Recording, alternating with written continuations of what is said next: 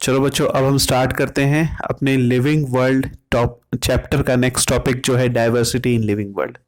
हम में से कई लोगों के साथ ऐसा होता है कि हमारी कई बार चीज़ें गुम हो जाती हैं और जल्दी नहीं मिलती। कई बार आपके साथ ऐसा होता होगा कि आपकी हिस्ट्री टीचर ने बोला कि हिस्ट्री की बुक निकालो और वो मिलने का नाम ही नहीं ले रही है।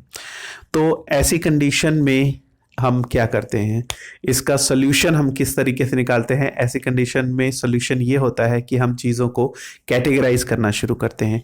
कैटेगराइज करने से उनकी एक्सेसिबिलिटी इजी हो जाती है और हमें आइडेंटिफाई करना किसी भी चीज़ को आसान हो जाता है। नोइंगली अननोइंगली हम अपनी लाइफ में चीज़ों को कैटेगराइज कर रहे होते हैं। हम कभी लोगों को कैटेगराइज करते हैं, कभी हम चीज़ों को अपने लिए इम्पॉर्टेंट अनइम्पॉर्टेंट के हिसाब से क्लासीफाई करते हैं, कभी हम लोगों को अच्छे या बुरे में क्लासिफाई कर रहे होते हैं। तो नोइंगली अननोइंगली ये क्लासिफिकेशन हमारी लाइफ में चलता रहता है। जब इतनी ज़्यादा नंबर ऑफ स्पीशीज़ हमारी अर्थ पर अवेलेबल हैं तो उनकी स्टडी के लिए बायोलॉजिस्ट के सामने केवल एक सोल्यूशन था और वो था क्लासिफिकेशन। और यही चीज़ें कई बार हम अपनी लाइफ में भी चीज़ों को सॉर्ट आउट करने के लिए यूज़ करते हैं, सॉल्व करने के लिए करते हैं। तो क्लासिफिकेशन में एक बहुत इंपॉर्टेंट एस्पेक्ट जो है वो है नॉमेनक्लेचर। अब नॉमेनक्लेचर से क्या फ़ायदा होता है कि नॉमेनक्लेचर से किसी भी ऑर्गेनिज्म का या किसी भी स्पीशीज़ का जो नाम है वो थ्रू आउट वर्ल्ड यूनिफाई हो जाता है। सपोज कि इंडिया में कोई जो साइंटिस्ट है वो किसी पर्टिकुलर प्लांट पर काम कर रहा है और उसी प्लांट पर कोई जर्मनी में भी साइंटिस्ट उसी प्लांट पर काम कर रहा है, लेकिन दोनों के बीच में कम्युनिकेशन नहीं हो पाएगा क्योंकि दोनों अपने अपने प्लांट को लोकल नेम से जानते हैं।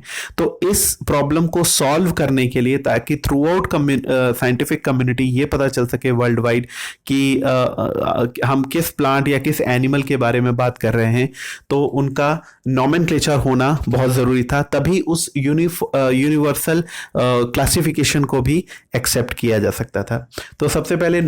तो इस तरीके से सबसे पहले नॉमेनक्लेचर की शुरुआत की गई और डिफरेंट स्पीशीज़ को साइंटिफिक नाम देने शुरू किए गए। इसमें सबसे इंपॉर्टेंट है बाइनॉमियल नॉमेनक्लेचर। ये मैं आपको बाद में बताऊंगा कि बाइनॉमियल का मतलब क्या होता है।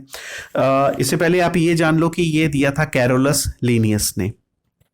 अब बाइनॉमियल नॉमेनक्लेचर जो है वो किसी भी प्लांट या फिर एनिमल के लिए जो हम फॉलो करते हैं, जब हम प्लांट को का नॉमेनक्लेचर करते हैं तो उस कंडीशन में एक सेट ऑफ रूल्स, एक सेट ऑफ प्रिंसिपल्स, क्राइटेरिया को फॉलो किया जाता है जो कि ICBN में दिए गए हैं। ICBN is international code for botanical nomenclature. और जब किसी एनिमल का नॉमेनक्लेचर किया जाता है तो उसके लिए जो कोड्स हैं वो ICZN में दिए गए हैं।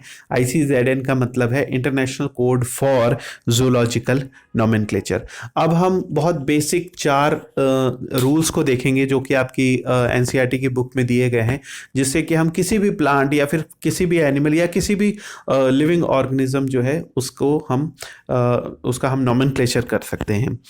तो चलिए शुरू करते हैं। तो चलो बच्चों, अब हम स्टार्ट करते हैं कि कौन कौन से डिफरेंट रूल्स हैं जो कि फॉलो किए जाते हैं किसी भी ऑर्गेनिज्म के साइंटिफिक नेम के लिए। तो यहाँ पर हम देख सकते हैं कि मैंने मैंगो प्लांट का आपको साइंटिफिक नेम दिया हुआ है जो है मैंजीफेरा इंडिका। अब इसमें कौन कौन से रूल्स फॉलो किए गए हैं? तो पहला है लैटिन लैंग्वेज। इसका मतलब कि जो टर्म होते हैं किसी भी साइंटिफिक नेम में वो या तो लैटिनाइज्ड होते हैं या फिर लैटिन लैंग्वेज से डेराइव्ड होते हैं। दूसरा है कि इसमें जो फर्स्ट वर्ड है, यहाँ पर आप 2 वर्ड्स देख पा रहे हो, एक पहला वर्ड है, एक दूसरा वर्ड है। इसीलिए इसको बाइनॉमियल कहते हैं क्योंकि इसमें हमेशा 2 वर्ड्स होते हैं। तो पहला वर्ड जो है वो जीनस को रिप्रेजेंट कर रहा है और सेकंड वर्ड जो है वो स्पीशीज को रिप्रेजेंट कर रहा है। इसका मतलब कि जो मैंजीफेरा है वो मैंगो प्लांट का जीनस है और जो इंडिका है वो मैंगो प्लांट की स्पीशीज है। इसी तरीके से तीसरा रूल है कि जब भी कभी हैंड रिटन, जैसे मैंने इस समय वाइट बोर्ड पर लिखा हुआ है इस नाम को, साइंटिफिक नेम को, तो जब भी साइंटिफिक नेम जो होता है वो हैंड रिटन होता है तो दोनों वर्ड्स मतलब जीनस और स्पीशीज, दोनों वर्ड्स जो होते हैं उनको सेपरेटली अंडरलाइन किया जाता है। अब 4th रूल है कि जब भी साइंटिफिक नेम को प्रिंटेड में लिखते लिखते हैं तो उसको इटैलिक्स में लिखा जाता है। इटैलिक्स का मतलब होता है कि आपने नोटिस किया होगा कि कई बार जो लेटर्स होते हैं उनको थोड़ा सा स्लांटिंग में, थोड़ा सा टिल्ट करके लिखा जाता है, तो इसी चीज़ को हम लोग कहते हैं कि इसको इटैलिक्स में लिखा गया है। तो ये प्रिंटेड के लिए फॉलो किया जाता है और ये हैंड रिटन के लिए। अब जीनस जो होता है उसका आप यहाँ पर नोटिस कर पा रहे होंगे कि मैंने फर्स्ट वर्ड का पहला लेटर जो है वो कैपिटल लिखा है। ये रूल की वजह से है। कौन सा रूल है? कि जो जीनस होगा उसका पहला लेटर जो होता है वो हमेशा कैपिटल होता है, लेकिन यहाँ पर बिल्कुल इसका उल्टा है। स्पीशीज का पहला लेटर जो है वो स्मॉल है। तो ये भी एक रूल की वजह से है जो कहता है कि स्पीशीज का पहला लेटर जो होता है, स्पीशीज वाले वर्ड का पहला लेटर जो होगा वो स्मॉल लेटर होगा। तो इस तरीके से ये बेसिक रूल्स आपको बस फॉलो करने हैं। लैंग्वेज कौन सी है? लैटिन लैंग्वेज है। इसके बाद अगर आपको बस यही याद होगा तो आप काफ़ी रूल्स इसमें बता सकते हो। पहला तो लैटिन लैंग्वेज, ये तो वेरी वेल नोन है। दूसरा इसमें 2 वर्ड्स हैं, एक जीनस है और एक स्पीशीज है। हैंड रिटन है तो सेपरेटली अंडरलाइंड है, प्रिंटेड है तो इटैलिक्स है। जीनस जो है वो उसका पहला लेटर कैपिटल है और स्पीशीज का जो पहला लेटर है वो स्मॉल लेटर है। अब कभी कभी किसी ऑर्गेनिज्म के साइंटिफिक नेम के बाद एक उसके ऑथर का नाम भी मेंशन किया जाता है। जैसे कि सपोज अगर मैं यहाँ पर मैंगो प्लांट का साइंटिफिक नेम लिखता हूँ और मैंगो प्लांट का यहाँ पर मैंने साइंटिफिक नेम लिखा और ये हमने बाइनोमियल नोमेनक्लेचर के अंडर 2 कंपोनेंट, इसमें 2 वर्ड्स हैं, एक जीनस को रिप्रेजेंट कर रहा है, दूसरा स्पीशीज को रिप्रेजेंट कर रहा है। और जो जीनस है उसका पहला लेटर हमने कैपिटल लिखा, यहाँ पर पहला लेटर स्पीशीज का स्मॉल लिखा और इसको अंडरलाइन कर दिया।